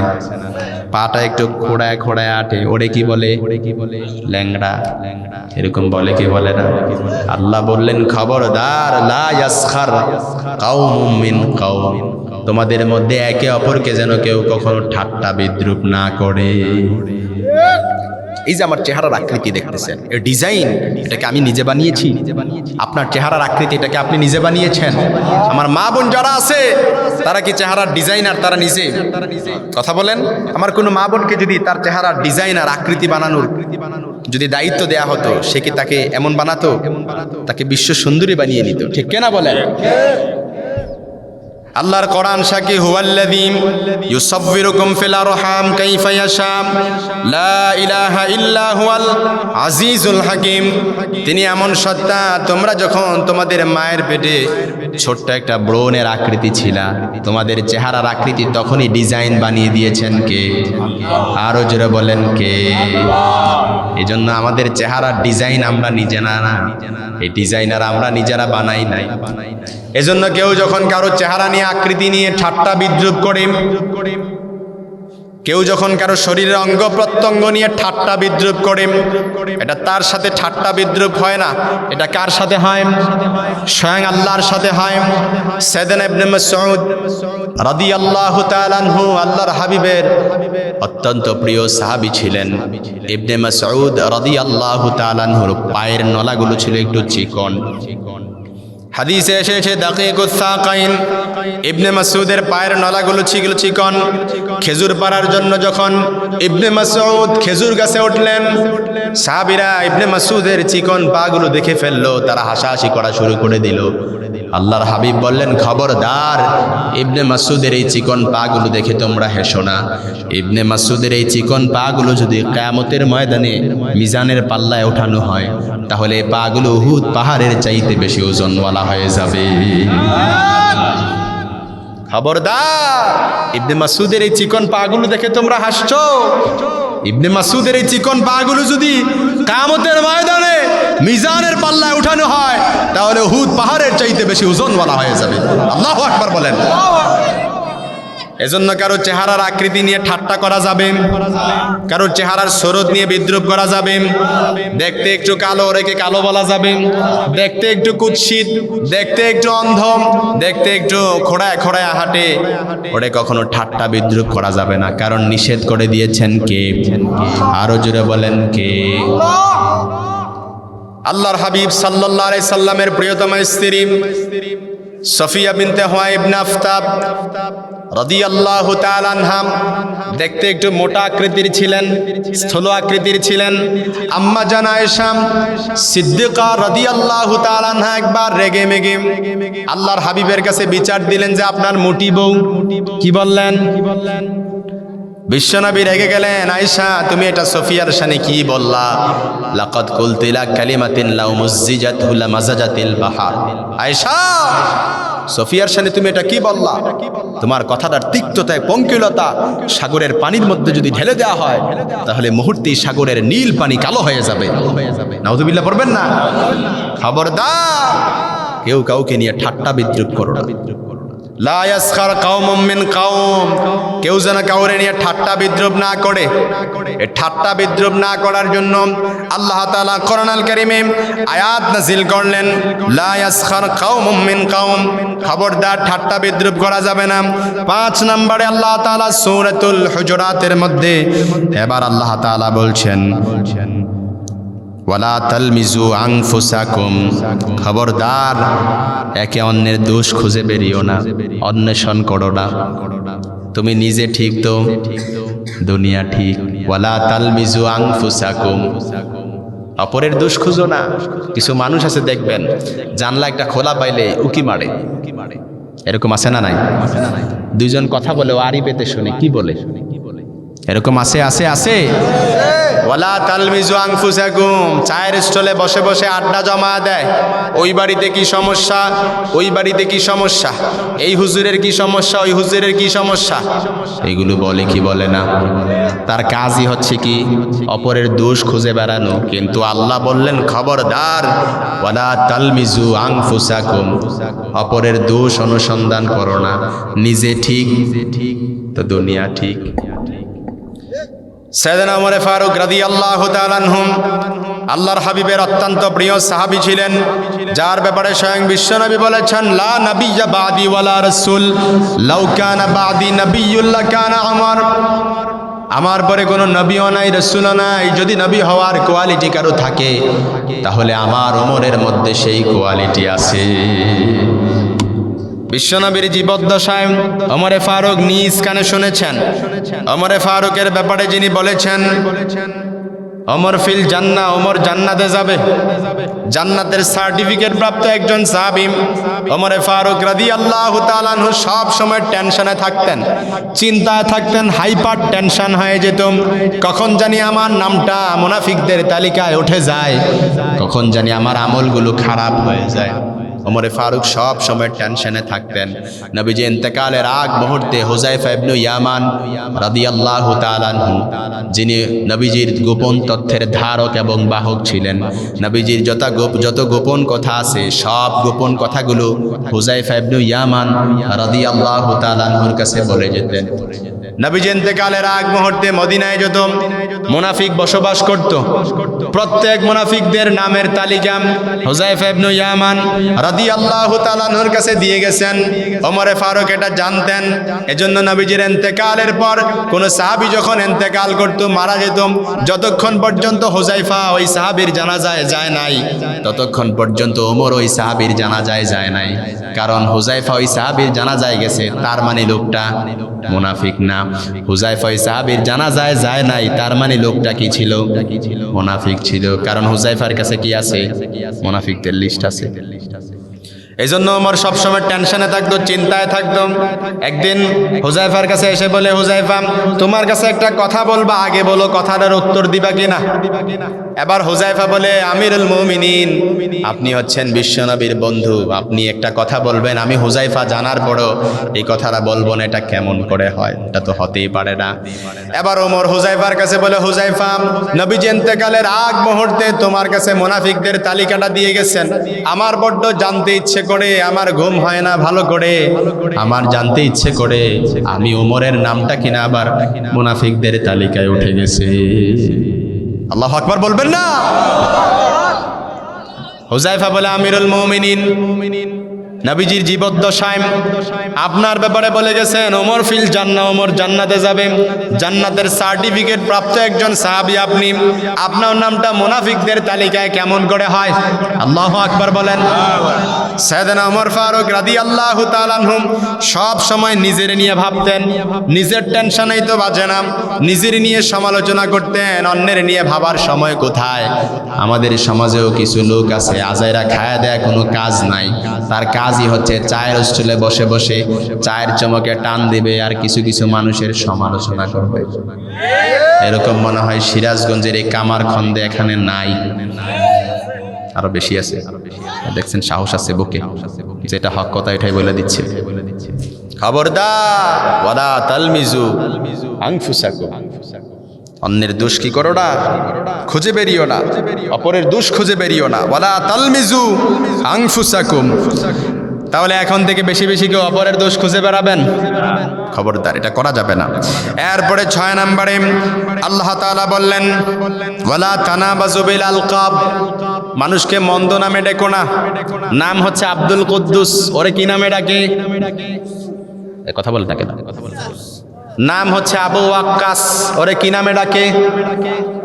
আক্কাইছে। বাবা মা নাম রেখেছে আবু বাকার, ওরে কি নামে ডাকে? বক্কইরা বলে ডাকে। ডাকে কি ডাকে না? না। ওয়ালা তানাবাজু বিল আলকাব, মানুষকে মন্দ নামে ডেকো না। আমার নাম কি? এম মাজহারুল ইসলাম, ওনার নাম চান মিয়া। আপনার কাছে মনে হবে এম মাজহারুল ইসলাম এটা একটা নাম হইল নাকি? চান মিয়া এটা একটা নাম হইল নাকি? না, প্রত্যেকের কাছে প্রত্যেকের নামটা বড্ড পছন্দের। এই জন্য দেখবেন খাতা কলম পাইলেই সবার আগে কি লেখে? নিজের নাম লেখে। কক্সবাজার সমুদ্র সৈকতে গেছে, বালির মধ্যে আগে কি লেখে? নিজের নাম লেখে। তার মানে প্রত্যেকের কাছে প্রত্যেকের নামটা কি? সবচাইতে প্রিয়। এই জন্য খবরদার, ওয়ালা তানাবাজু বিল আলকাব, মানুষকে মন্দ নামে ডাকা যাবে? কথা বলেন, যাবে নাকি? কারোর সাথে যদি ভালো সম্পর্ক করতে চান, সুসম্পর্ক করতে চান, তার পুরো নামে তাকে ডাকেন। যদি আবু বকর মোল্লা হয়, পুরো নামে ডাকেন আবু বকর মোল্লা। কারো নাম যদি হয় আব্দুল কুদ্দুস, আব্দুল গফফার, আব্দুস সাত্তার, আপনি যখন তাকে ডাক দিবেন আব্দুস সাত্তার ভাই বলে, দেখবেন তার মনে আপনার প্রতি একটা আলাদা মহব্বত তৈরি করে দিবেন কে? কথা বলেন। আর যদি তার নামটা সংক্ষেপ করে একেবারে ছোট করে ডাকেন, তাহলে তার মনে আপনার প্রতি একটা কুধারণা আসবে কি আসবে না? একটা ঘৃণা ভাব আসবে, হয়তো হয়তো সেটা বলতে পারবে না, তার নামটা নিয়ে আপনি ব্যঙ্গ করছেন, ঠিক কিনা? এই জন্য খবরদার, ওয়ালা তানাবাজু বিল আলকাব, মানুষকে মন্দ নামে ডাকা যাবে না। শেষ করে দিচ্ছি। এরপরে আল্লাহ তাআলা ৭ নম্বরে বললেন, আল্লাহ তাআলা কোরআনুল কারীমে সূরাতুল হুজুরাতের মধ্যে ৭ নম্বরে আবার আল্লাহ তাআলা বললেন, ইয়া আইয়ুহাল্লাযীনা আমানু ইজতানিবু কাসীরাম মিনাজ যান্নি ইন্না বা'দাজ যান্নি ইসম। খবরদার, তোমরা অধিক ধারণা নির্ভর কথা থেকে বিরত থাকো। মুমিন যদি কোনো কথা বলে, ধারণা করে কোনো কথা বলে না, মুমিন যা বলে নিশ্চিত হয়ে বলে।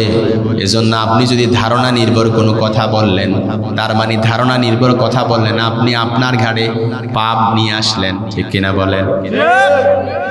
ইজতানিবু কাসীরাম মিনাজ যান্নি ইন্না বা'দাজ যান্নি ইসম। অধিক ধারণা নির্ভর কথা থেকে তোমরা বেঁচে থাকো, কেননা এটা পাপ হয়। ধারণা নির্ভর কথা বললে কি হয়? পাপ হয়।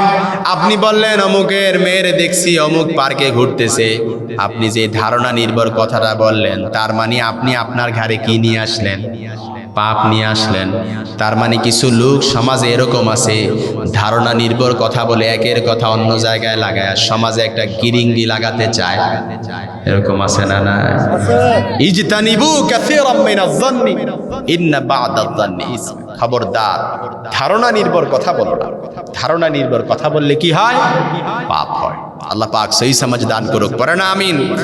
এরপরে আল্লাহ তাআলা বললেন, ওয়ালা তাজাসসু, খবরদার গোয়েন্দাগিরি করো না। গোয়েন্দাগিরি বুঝেন? কিছু লোক আছে, দেখি এই বাড়িতে একটা পুরুষ ঢুকে আজকে 5 দিন ধরে দেখতেছি, প্রত্যেক দিন ঢুকে এই বাড়িতে কি করে? গোয়েন্দা ফিট করে। এরকম আছে না? নাই? পরবর্তীতে দেখে এই পুরুষটা যে এই বাড়িতে আসছে আসলে এটা মহিলার ভাই, আপন ভাই, কিন্তু ধারণা করে ওয়ালা তাজাসসু, গোয়েন্দাগিরি, গোয়েন্দা ফিট করে দিছে। এরকম আছে না? নাই? আবার কিছু কিছু জায়গায় আসলেই গোয়েন্দা লাগানোর দরকার, কারণ দেখা যায় কি ওই পুরুষ বাড়িতে আসা যাওয়া করবে, এটাকে আসলেই কি তার রেহেমের আত্মীয় হয় না অন্য কেউ, এটা খোঁজায় ধরার দেখার দরকার আছে না? নাই? কিন্তু খবরদার, আমরা যে গোয়েন্দায় ফিট করি, ওয়ালা তাজাসসু, জানলা খোলা পাইলে উকি মেরে দেখি ঘরের মধ্যে কি চলে। আবার দুইজন আড়ি বেঁধে কথা বলে, দুইজনের কথাটা শুনি আসলে কি বলে। তাদের কথা আবার অন্যের কাছে লাগায়, কি লাগায়? গিরিঙ্গি লাগায়। সমাজের মধ্যে দুজনের সম্পর্ক নষ্ট করে দেয়। এজন্য আল্লাহ তাআলা কোরআনুল কারীমে বললেন, খবরদার, ওয়ালা তাজাসসু, গোয়েন্দাগিরি করো না। গভর্নমেন্ট যে গোয়েন্দা বিভাগ রেখেছেন, এটা নাকি এটা দেশের শান্তি শৃঙ্খলার জন্য, এই গোয়েন্দা বিভাগ না। ওই আমরা যে চা স্টলে বসে গোয়েন্দাগিরি করি, আবার কারো বাড়ির পাশ দিয়ে গেলাম, একটু ছিদ্র পাইলেও কি মেরে তাকালাম, এটার গোয়েন্দাগিরি। সিসিটিভির মতো যে আমাদের চোখগুলো মাঝে মাঝে এদিক সেদিক চলে যায়, এটা আল্লাহ তাআলা নিষেধ করছেন। খবরদার, কারো প্রাইভেসি নিয়ে তোমরা হেলা করো না। কারণ আপনি যখন কারো প্রাইভেসি নিয়ে, আপনি কারো গোপন বিষয় আপনি যখন ফ্ল্যাশ করে দিবেন, কিয়ামতের ময়দানে আল্লাহ তাআলাও আপনার গোপন বিষয়গুলো ফ্ল্যাশ করে দিবেন। দুনিয়াতে আপনি যদি কারো গোপন বিষয় অনুসন্ধান করেন, আল্লাহ পাকও আপনার গোপন বিষয়গুলো অনুসন্ধান করবেন। এজন্য খবরদার, কেউ যদি আপনার কাছে একটা মোবাইলে একটা ফটো শেয়ার করে, কিংবা আপনার কাছে একটা মোবাইলে একটা ফটো দেখায়, আপনি এই ফটোটাই দেখবেন, স্লাইড করে এদিক সেদিক করা যাবে। কারণ আপনি গ্যালারিতে ঢুকলেন, সে একটা ফটো দেখালো, আপনি যখন স্লাইড করলেন, এর বাহিরে তার প্রাইভেসি, ব্যক্তিগত সিকিউরিটি আছে না? নাই? কথা বলেন। এজন্য খবরদার, ওয়ালা তাজাসসু, গোয়েন্দাগিরি করা যাবে। আসতে বলেন কেন? জোরে বলেন, গোয়েন্দাগিরি করা যাবে। এরপরে আল্লাহ তাআলা 9 নম্বরে বললেন, ওয়ালা ইয়াখতাব বা'দুকুম বা'দাম আইয়ুহিব্বু আহাদুকুম আইয়াকুলা লাহমা আখিহি মাইতান ফাকারিহতুমু।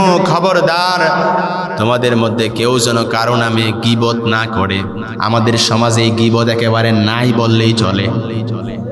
আছে বলে কয়, আর একেবারে নাই। গীবত আছে নাকি? আল্লাহর হাবিব সাহাবীদের মজলিসে বসা, সাহাবীদেরকে প্রশ্ন করলেন আতাদরুনা মাল গীবা, গীবত কারে বলে জানো নাকি?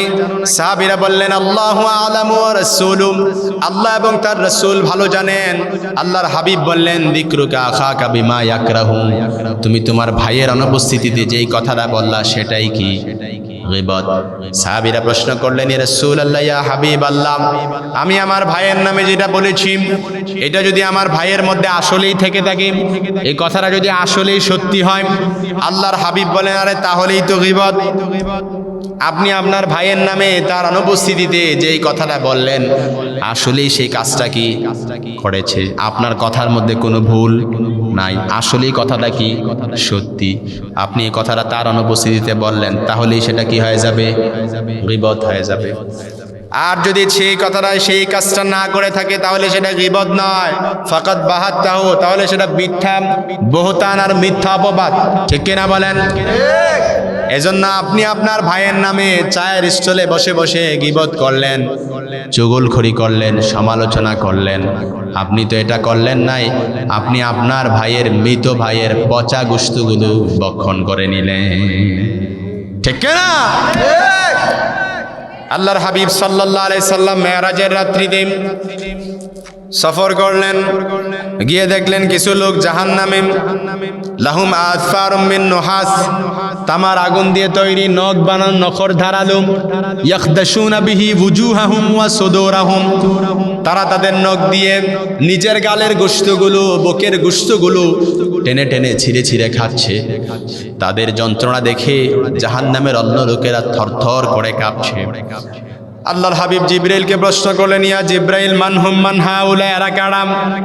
জিবরাইল বললেন ইয়া রাসূলুল্লাহ হুম আহলুল গীবাতি মিন উম্মতিক, এরা আপনার উম্মতের ওই সকল লোক যারা চায়ের স্টলে বসে বসে গীবত করত, যারা আড্ডাখানায় বসে বসে মানুষের নামে চুগলখড়ি সমালোচনা করত। হুম আহলুল গীবাতি মিন উম্মতি, এরা আপনার উম্মতের ওই সকল লোক। এজন্য খবরদার, সাবধান, কারণ আমি গীবত করা যাবে। কথা বলেন যাবে নাকি? কোনো ভাইয়ের নামে তার অনুপস্থিতিতে কোনো কথা বলা যাবে যেটা শুনলে পরে সে পরবর্তীতে কষ্ট পাবে, এমন কোনো কথা মুমিন বলতে পারে না। কারণ যে ব্যক্তি গীবত করলো সে তার মৃত ভাইয়ের পচা গোশতগুলো ভক্ষণ করে নিল। ঠিক না? এরপরে 10 নাম্বার সর্বশেষ, আল্লাহ তাআলা আমাদেরকে ইনস্ট্রাকশন দিচ্ছেন সমাজকে শান্তিপূর্ণ করার জন্য, সমাজকে সুশৃঙ্খল করার জন্য, পরিবারকে শান্তিপূর্ণ করার জন্য।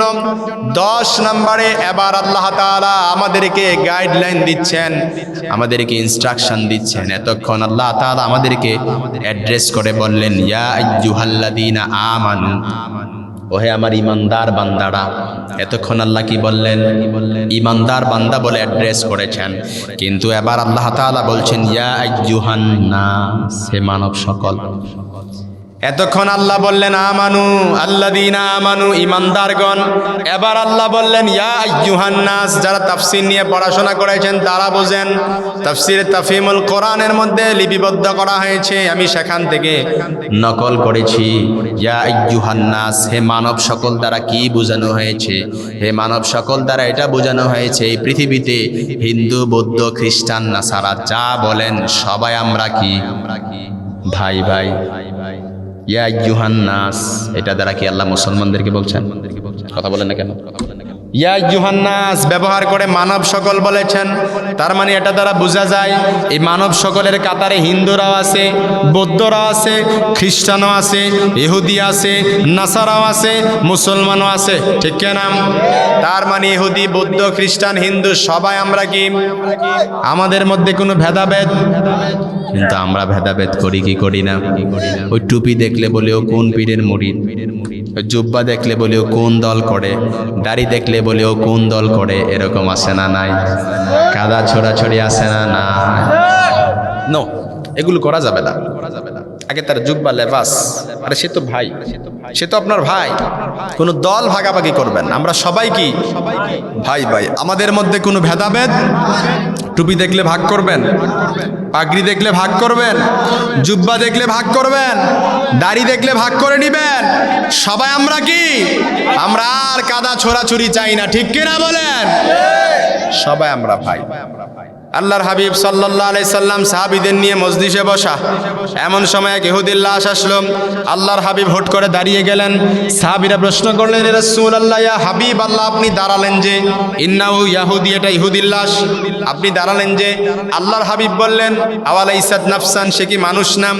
আমার দু চোখে আমি আগে কনসিডার করেছি, this is a human being, so I need to salute him. আরে আগে আমি দু চোখে কনসিডার করেছি সে মানুষ, আমি তাকে আগে মানুষ হিসেবে কনসিডার করেছি। এজন্য সর্বপ্রথম আল্লাহর হাবিব সাল্লাল্লাহু আলাইহি সাল্লাম ইহুদির লাশ দেখে দাঁড়িয়ে যায়, আর আমরা টুপি দেখলেই ভাগ করে ফেলি, ঠিক কিনা বলেন? পাগড়ি দেখলেই ভাগ করে ফেলি, দাড়ি দেখলেই ভাগ করে ফেলি, জুব্বা দেখলেই ভাগ করে ফেলি। আগে বলি ও কোন দল করে, এরকম আছে না নাই? খবরদার, এই ভাগ করা যাবে না। আমরা সবাই ভাই ভাই, আমাদের মধ্যে কোনো ভেদাভেদ আরো জোরে বলেন আছে নাকি? এজন্য আমাদের মধ্যে যারা আমাদেরকে ভাগ করতে যায়, ওই যে পাশের দাদা বাবুরা, ওই তাদেরকে ভালো করে সবক শোনায় দিতে যায়, তারা যে আমাদেরকে সংখ্যালঘু সংখ্যালঘু বলে জিকির করে আমাদেরকে সাম্প্রদায়িক উস্কানি দেয়, তাদেরকে বলতে চাই, সংখ্যালঘুরা আমাদের দেশে যেমনিভাবে জামায়া ধরে আছে, অন্য কোনো দেশে এই নজির দৃষ্টান্ত কেউ দেখাতে পারে না। তারা আমাদের বাবরি মসজিদ ভেঙে সেই জায়গায় মন্দির গড়েছে, আমাদের শত বছরের ইতিহাস ঐতিহ্যকে কবর দিয়ে বাবরি মসজিদকে শহীদ করে সেই জায়গায় মন্দির স্থাপন করেছে। তারা আবার আমাদেরকে অসাম্প্রদায়িকতার বুলি শিখায়, ঠিক না? এজন্য খবরদার, আমাদেরকে অসাম্প্রদায়িকতার বুলি শিখায় ওরা। কারণ এই দেশে আমাদের পাশে হিন্দুরা বসবাস করে, আমাদের বিয়েতে হিন্দুদেরকে দাওয়াত দেই, আমাদের কোন অনুষ্ঠানে আমরা মজমাতে হিন্দুদেরকেও দাওয়াত দেই। আমাদের মতো অসাম্প্রদায়িক নজির দৃষ্টান্ত পৃথিবীর কোন দেশ এখনো পর্যন্ত দেখাতে পারে নাই, ঠিক না বলে? এজন্য আল্লামা সাইদি রাহিমাহুল্লাহ তাআলা, আল্লাহ তাআলা এই জনপ্রিয় মুফাসসির ছিলেন, আমাদের এই প্রাণের মুফাসসিরকে আল্লাহ তাআলা জান্নাত দান করুক, দোয়া করি। আল্লামা সাইদি বলেছিল, জনশক্তি নিয়ে তোমরা বাহাদুরি করিও না। তোমাদের বিশাল জনশক্তি থাকতে পারে, তোমাদের বিশাল ভূখণ্ড থাকতে পারে, হয়তো আমাদের ভূখণ্ডটা ছোট্ট, আমাদের জনশক্তি কম, কিন্তু এই মুসলমান যদি 14 কোটি মুসলমান থাকে, তাহলে 28 কোটি হাত রয়েছে, আর 14 কোটি মুসলমানের দিলের মধ্যে তাজা ঈমান রয়েছে, ঠিক না? এই মুসলমানের তাকবীরের ধ্বনিতে, আল্লাহু আকবারের তাকবীরের ধ্বনিতে যেমনি ভাবে রাজা গৌর গোবিন্দের প্রাসাদ ভেঙে গিয়েছিল, ঠিক তদ্রূপ মুসলমান যদি আবার তাকবীরের ধ্বনি তোলে, তাহলে কোনো বাতিল শক্তি মুসলমানের কাছে বিজয় হতে পারবে? কথা বলেন, পারবে নাকি? সব কিছু ধূলিসাৎ হয়ে মাটির সাথে মিশে যাবে। কেননা মুসলমানদের ইমানি শক্তি আছে। মুসলমানরা দেখিয়ে দিয়েছে মাত্র 313 জন 1000 সৈন্যের সাথে যুদ্ধ করেছিল, কোনো কিছু ছিল না, কিন্তু তাকবীরের শক্তি ছিল, ইমানের শক্তি ছিল, ইমানের জজবা ছিল, দিলের মধ্যে তাজা ইমান ছিল, ঠিক না? এজন্য তোমরা আমাদেরকে সংখ্যার ভয় দেখায়ও না। তোমরা ভূখণ্ড বড় হতে পারো, এই ভয় আমাদেরকে দেখায়ও না। তোমরা জনশক্তি বেশি হতে পারে, এই ভয় আমাদেরকে দেখায়ও না। কারণ মুসলমানদের যে ঈমান আছে, এই তাজা ঈমান যদি একবার জেগে ওঠে, তাহলে দিল্লি নয়, সারা বাংলাদেশের কোথাও তোমাদের জায়গা হবে না।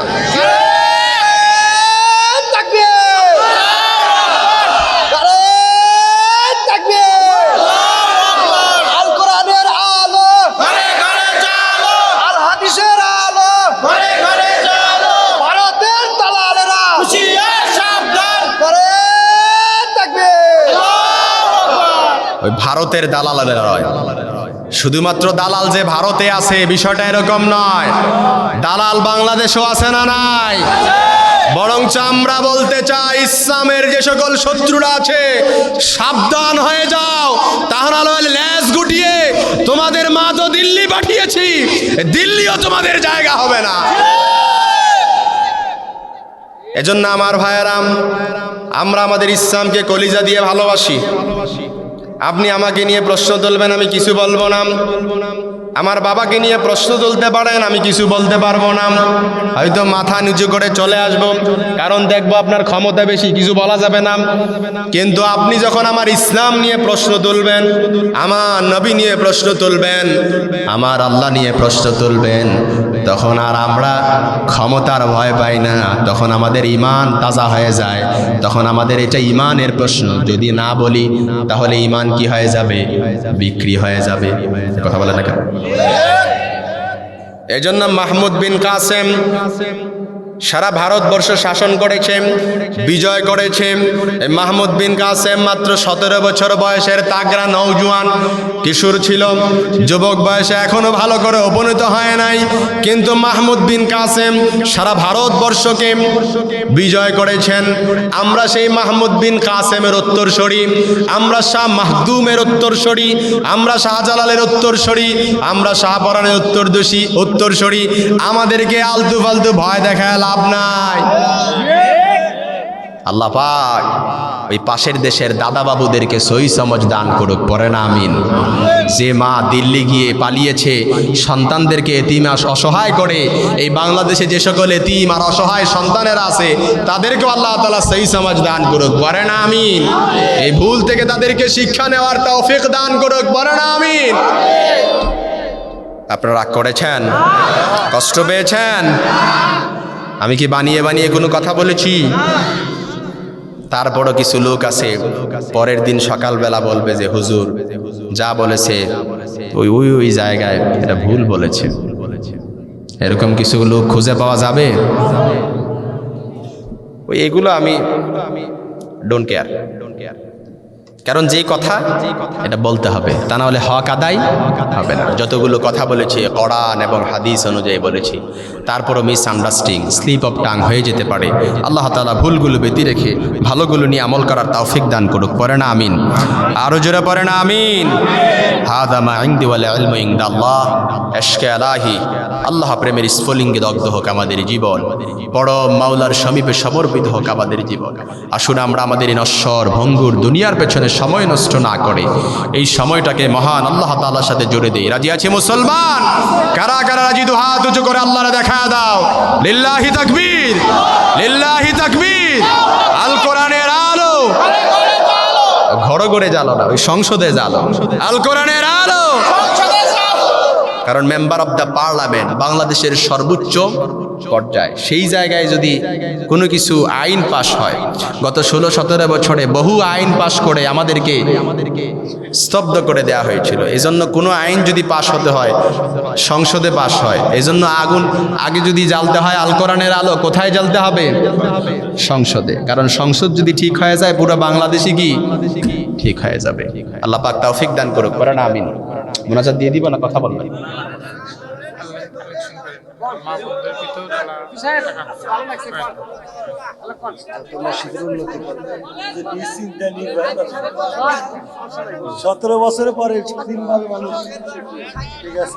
আরে আরো কথা বলতে হবে, আরো বলতে হবে। এতক্ষণ যা বলছে হয় নাই, আরো বলতে হবে। বুঝে শুনে আনসার করেন। আবার তো দেখা যাবে অনেকে ফজর মিস হয়ে যাবে, আবার তো অনেকে দেখা যাবে ফজর পড়বেন না, তখন তো দোষ হবে হুজুরের, যে হুজুর দেরি করছে না, অনেক মুরব্বী বাবাজিরা আছে তো আমি কষ্ট দিতে চাই না। শোনেন, এদিক তাকান, মনোযোগ আছে তো? আপনারা যে বলতেছেন হুজুরের চাপায় দিতেছেন, আপনারা মনে করতেছেন হুজুর মনে হয় একদিন। আরে ভাই হুজুর তো একদিন না, আর নেই গো একদিন, আমগো কি একদিন। ওই আমগো নোয়াখালী লক্ষ্মীপুরের মানুষরা কি কয় যে আমগো একদিন, আন্নেগো কি একদিন। তো আপনারা তো ওই একদিন কথা বলেন, একদিন কথাগুলো শোনেন। আমরা কি প্রত্যেক দিন এভাবে বলতে হয়? 10 ঘন্টা 15 ঘন্টা জার্নি করে তারপর কথাগুলো বলতে হয়। গতকাল প্রোগ্রাম ছিল কোথায়? লালমনিরহাটে। আমাকে যে ইনভাইট করেছেন আমাদের হৃদয় ভাই, সেই সিরাজগঞ্জ থেকে কুমিল্লা পর্যন্ত গিয়েছেন। তো এই হৃদয় ভাই এত কষ্ট করেছেন, ওনার সাথে আরো গিয়েছেন, ভাইদের নাম জানি না আমি, গিয়েছেন, অনেক কষ্ট করেছেন, প্রায় 3:30 বাজে মনে হয় না রাতের গিয়ে পৌঁছেছে। আমি ক্যান্টনমেন্টের ভিতরে থাকি, তো অনুমতি ছাড়া ঢোকা যায় না, পাস লাগে, আর ভেতরে ঢোকা যায় না। তো ওনারা আমাকে 3:30টায় ফোন দেয় নাই, ফজরের পর আমাকে ফোন দিচ্ছে যে হুজুর আমরা তো সিরাজগঞ্জ থেকে আসছি, আপনি কোথায়? আমি বললাম ভাই আপনারা কয়টায় আসছেন? বলে হুজুর 3:30টায় আসছি। তো 3:30টায় আসছেন, এতক্ষণ ছিলেন কোথায়? বলে হুজুর আমরা তো এই বোর্ড মসজিদ, ক্যান্টনমেন্টের মসজিদ, এখানে ছিলাম। আমি বলি ভাই আমাকে ফোন দিতেন আপনারা, আমি রিসিভ করতাম। বলে হুজুর এত রাতে তো কল দেওয়া সমীচীন মনে করি নাই। তখন মনে হলো যে সিরাজগঞ্জের মানুষ কতটা দিল দড়িয়া এত কষ্ট করে সিরাজগঞ্জের মানুষ কুমিল্লা পর্যন্ত গেছে। সচরাচর আমাকে দাওয়াত করতে হলে কুমিল্লা পর্যন্ত যাইতে হয় না। কেউ যদি দাওয়াত কনফার্ম করতে চায়, যদি সন্দেহ হয়, হোয়াটসঅ্যাপে ভিডিও কলে কথা বললে হয়ে যায়। আমি বললাম জাস্ট না, বলে না হুজুর আমরা যাব আপনাকে দেখার। আচ্ছা, এজন্য যারা এই এত কষ্ট করে এই প্রোগ্রামকে অ্যারেঞ্জ করেছেন, বাস্তবায়ন করেছেন, আপনাদের আলহামদুলিল্লাহ এই প্রোগ্রাম দেখে আমার অত্যন্ত ভালো লেগেছে। যদিও প্রোগ্রামটা ছোট, মানুষ আলহামদুলিল্লাহ আপনারা যারা ছিলেন শেষ পর্যন্ত আপনারা অ্যাটাচমেন্ট আপনাদের খুব ভালো ছিল, আপনারা খুব সুন্দরভাবে এই প্রোগ্রামে কথাগুলো শুনেছেন, এটা আমার কাছে ভালো লেগেছে। কিন্তু বিভিন্ন জায়গায় দেখি এই বিশাল মানুষের হই হুল্লোড়, তারপরে এগুলোকে কথাগুলো থামাতেই আমাদের আধা ঘন্টা লেগে যায়। কথাগুলো তাদেরকে সুশৃঙ্খল করতে আমাদের কি আধা ঘন্টা লেগে যায়। গতকাল প্রোগ্রাম লালমনিরহাটে ছিল। দুঃখ আর পরিতাপের বিষয় হচ্ছে আমি ওয়াজের মধ্যে চুক্তিবাদীর বিরুদ্ধে কথা বলি সবসময়, কন্ট্রাক্টের বিরুদ্ধে আমি সবসময় কি কথা বলি। যারা 50,000, 60,000, 70,000, 80,000 কন্ট্রাক্ট করে, 60,000 না হলে বক্তা কথা বলে না, 70,000 না দিলে বক্তার গাড়িও নড়ে না, 80,000 না দিলে বক্তা নিজেও নড়ে না, এরকম আছে না নাই? আমি এর বিরুদ্ধে প্রত্যেক মাহফিলে বলে আসছি। কিন্তু দুঃখ আর পরিতাপের বিষয় হচ্ছে আমাদের এই সরলতার সুযোগ নিয়ে অনেক কমিটিরা আমাদের কি করে জুলুম করে, আমাদের ওপর কি করে জুলুম করে আমাদের ওপর অনেক কমিটি ভাইয়েরা। গতকাল আমার প্রোগ্রাম ছিল, যেখানে আপনারা দেখেন আমি ফজরের আগে 3টা বাজে রওনা হয়ে আমি মাহফিল স্থলে এসেছি 9টা বাজে, রাত 9টা। তাহলে জার্নি কত ঘন্টা হলো? প্রায় 14-15 ঘন্টা মনে হয় জার্নি হয়েছে। এত জার্নি, আমি এসে 2 ঘন্টা আমি রেস্ট করতে হয়েছে, মাথায় এত প্রচণ্ড ব্যথা। আমি জার্নি এটা তেমন আমার শরীরের জন্য আমারটা নিতে পারি না, বেশি জার্নি।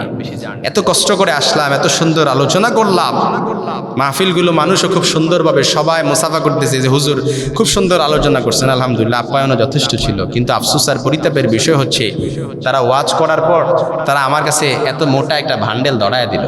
আমি ভাবলাম কি ব্যাংকের চেকটাকে আবার ধরায় দিছে নাকি, এত মোটা, জাস্ট এত মোটা। যারা আমার সহকর্মী আছে তারাও জানে, মোটা ভান্ডেল ধরায় দিছে। ধরায় দেখে যে বান্ডেলগুলো যদি গুনে দেখা হয় 5 টাকার 10 টাকার বান্ডেল, যদি গুনেও হয় সর্বোচ্চ 3 থেকে 4,000 কিংবা 5,000 টাকা হবে, এর বেশি হবে না। কত? 3,000 টাকা। 5 টাকা এবং 10 টাকার বান্ডেল আমার সহকর্মী ছিল, 3,000 টাকা। আহা, সেই সুদূর কুমিল্লা থেকে 14-15 ঘন্টা জার্নি করে আমরা আসলাম। অনেকে মনে করে যে হুজুররা এসে যে টাকার বস্তা নিয়ে যায়, তারা তো বাড়ি গাড়ি করে ফেলে, তারা তো এত দামি দামি কাপড় চোপড় ম্যাচিং পোশাক পরে, এগুলো কোত্থেকে আসে? তোমাদেরকে বলতে চাই, আমরা শুধুমাত্র আল্লাহর সন্তুষ্টির জন্য কথা বলি।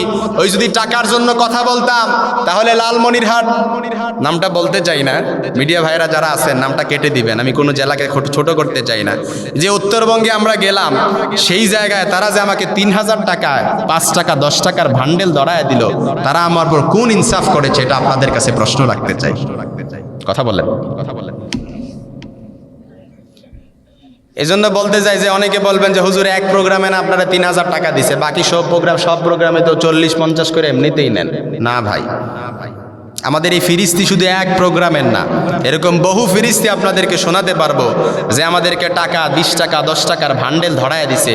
আবার কোনো কমিটি মাহফিলের পরে কমিটিও খুঁজে পাওয়া যায় না। হুজুর খাবে তো দূরের কথা, কমিটিও কি পাওয়া যায় না, খুঁজে পাওয়া যায় না। আবার কিছু মাহফিলে দেখা যায় এলাকা নিরাপদ নয়, রাস্তাগুলো নিরাপদ নয়, আমাদেরকে নিরাপদ স্থানে পর্যন্ত পৌঁছায় দেয় নাই।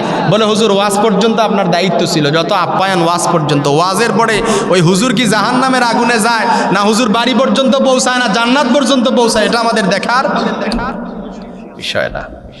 এই জন্য প্রিয় ভাই বলতে চাই আপনাদেরকে, একটু বলতে চাই ইনসাফের সাথে, বাংলাদেশের যত আলেম ওলামারা আছেন যারা জীবনকে বাজি রেখে কথা বলেন। কিছুদিন আগে আমাদের প্রিয় ভাই আব্দুল হাই সাইফুল্লাহ এই যে অ্যাক্সিডেন্ট করলেন, তার গাড়ি যে এত ক্ষয়ক্ষতি হলো, প্রায় 60 থেকে 65 লাখ টাকার গাড়ি, এত ক্ষয়ক্ষতি হলো। সে 1 বছর প্রোগ্রাম করে 60 থেকে 65 লাখ টাকা একসাথে করতে পারবে? কিন্তু এই যে গাড়ি ক্ষতি হলো। এজন্য আমরা যারা বাংলাদেশে কথা বলি, আমরা জীবনকে বাজি রেখে বিভিন্ন জায়গায় কথা বলি। মাঝরাতে কত জায়গায় কথা শুনি, কত জায়গায় আওয়াজ শোনা যায় যে ডাকাতে ধরেছে, ডাকাতের কবলে সব কিছু নিয়ে গেছে, শরীরে পর্যন্ত আঘাত করেছে। এরকম নিউজ আপনারা শোনেন না? আপনাদের রংপুরের একজন বক্তা এই গত 2 দিন আগে আপনাদের রংপুরে রাস্তার মধ্যে পথিমধ্যে গাড়ি অ্যাক্সিডেন্ট করে দুনিয়া থেকে বিদায়। দেখেন না আপনারা অনেকে? এই ভাই যে কথা বললেন, আপনারা যদি এটাকে শুধুমাত্র টাকার জন্য বলেন যে টাকার জন্য ওয়াজ করতে গেছে, না ভাই, ওই ভাইয়ের স্ত্রী সন্তান পরিবার সব কিছু আছে, ওই ভাইয়েরও ছেলে মেয়ে আছে। যতটা বক্তা বাংলাদেশের এক প্রান্ত থেকে অপর প্রান্ত কথা বলে, one corner to move from another corner, এক প্রান্ত থেকে অপর প্রান্তে কথা বলে বেড়ায়, প্রত্যেকটা ভাই, প্রত্যেকটা আলেম নিজের জীবনকে বাজি রেখে তারপর কথা বলে। আপনারা এই জায়গায় আমি কথা বলেছি, সর্বোচ্চ 1.5 থেকে 2 ঘন্টা হবে কথা বলেছি, যতটুকু কথা বলেছি, যাই হোক কথা বলেছি। এরপরে সারা রাত আমরা জার্নি করে অপর মাহফিলে যেতে হয়, ঘুম নাই, কিছু নাই, শরীরে কোনো বোধ থাকে না, শরীরের কোনো বোধ থাকে না। খাদেম রাখতে হয় শরীরকে একটু মাসাজ করার জন্য। কথাটা বলতে চাইনি, তারপরে দৃষ্টিকটু হলে এটাই সত্যি। শরীরের কি থাকে না? কোনো বোধ থাকে না। সফর অবস্থায় আপনি 14 ঘন্টা 15 ঘন্টা জার্নি করেন, আপনার শরীরেও খাবার যাবে না, পেটের মধ্যেও খাবার যাবে না। ঠিক কিনা বলেন? এই জন্য আপনাদেরকে কথা বলতে চাই, অনেক সময় আপনারা অনেক কষ্ট পেয়ে ফেলেন, অনেক সময় হুজুরদের উপর রাগ করে ফেলেন যে হুজুর কন্ট্যাক্ট করে কেন, এটা কষ্ট পেয়ে ফেলেন। এই জন্য আপনাদেরকে বিনয়ের সুরে বলতে চাই যে আলেম ওলামা আপনারা যেহেতু 32 বছর যাবত এই জায়গায় কোরআনের কথা শোনেন, আপনাদের যথেষ্ট অভিজ্ঞতা আছে, আলহামদুলিল্লাহ আপনাদের যথেষ্ট অভিজ্ঞতা আছে। এই জায়গায় এসে এটা আমার মনে হয়েছে, উপলব্ধি হয়েছে। এই জন্য আমি চাই আপনারা কখনো কোনো আলেমের প্রতি কি করবেন না, করেন নাই ইতিপূর্বে, অবশ্যই করেন নাই, এটা আমি নিজে সাক্ষী, আপনারা কখনো করেন নাই। তারপরে ভবিষ্যতে আপনাদের জানাশোনা কোনো কমিটি যেন কোনো আলেমের সাথে বেইনসাফি কোনো কাজ না করে। রাজি আছেন তো ইনশাআল্লাহ? আমি আর আপনাদেরকে কষ্ট দিতে চাই না, যতগুলো কথা বলেছি কোরআন অনুযায়ী বলেছি। তবে আমি আপনাদেরকে, যেহেতু কুমিল্লা থেকে এসেছি, আমি মুসাফির মানুষ, মুসাফিরের দোয়া আল্লাহ তাআলা কি করেন? কবুল করেন। দাওয়াতুল মাজলুমের দোয়া আল্লাহ তাআলা কবুল করেন। আল ওয়ালিদাইন, পিতামাতার দোয়া আল্লাহ তাআলা কবুল করেন।